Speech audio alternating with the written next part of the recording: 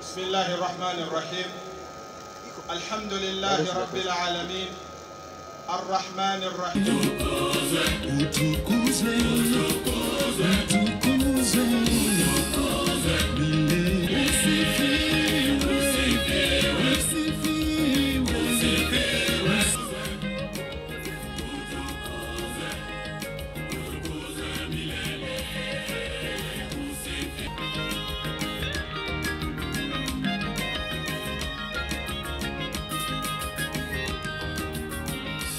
By the church and the heavens to pray for peace of the nation of Kenya.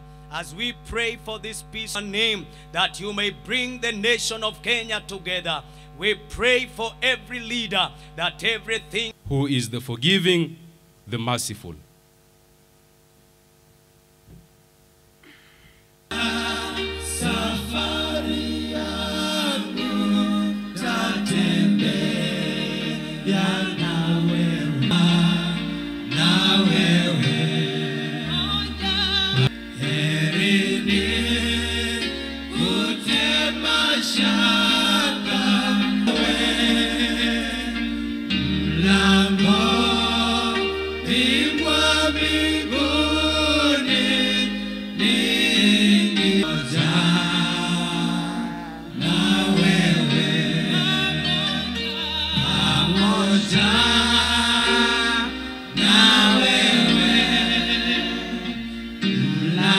Politics is just a game.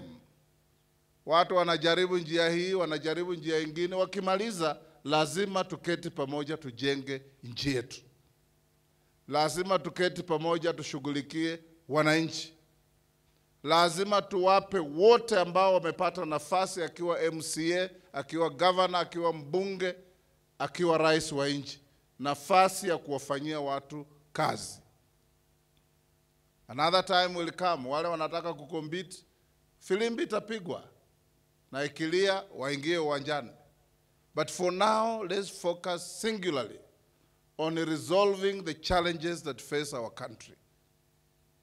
If we all work together, those challenges will be much lighter to resolve. If we pull in different directions, the challenges will magnify and become even insurmountable. Na hivyo ndivyo mimi naomba tukue tukiendesha nchi yetu. Na mimi nataka niombe wenyeji wetu, ndugu zetu ambao wako kwa media. Tafadhali, Kenya is not at war with any of its neighbors. In fact, Mheshimiwa Rais is on the front line kuleta amani katika eneo hii.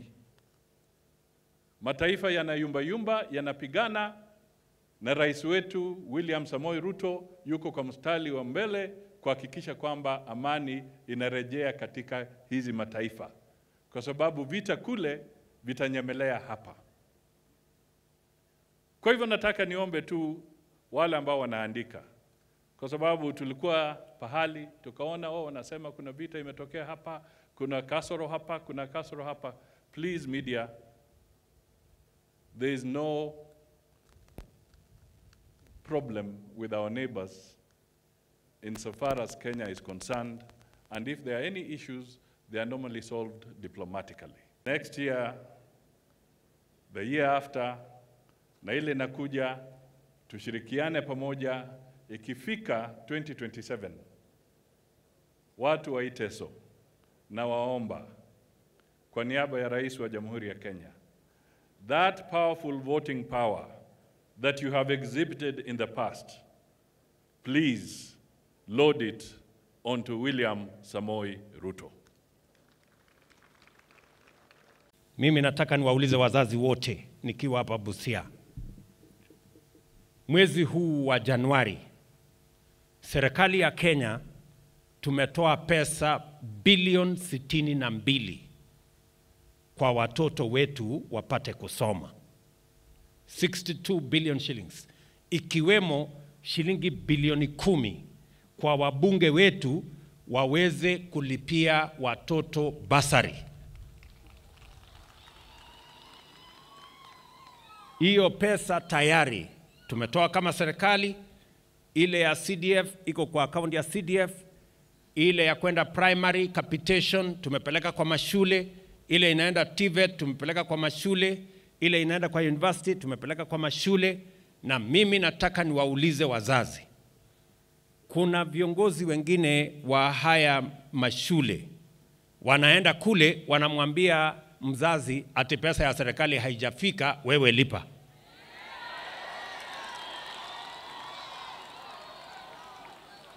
Sasa msikie kutoka kwangu, kwa sababu hawa watu watawachana na hiyo tabia mbaya ya kuuliza wazazi walipe pesa na ilihali serikali imetoa pesa.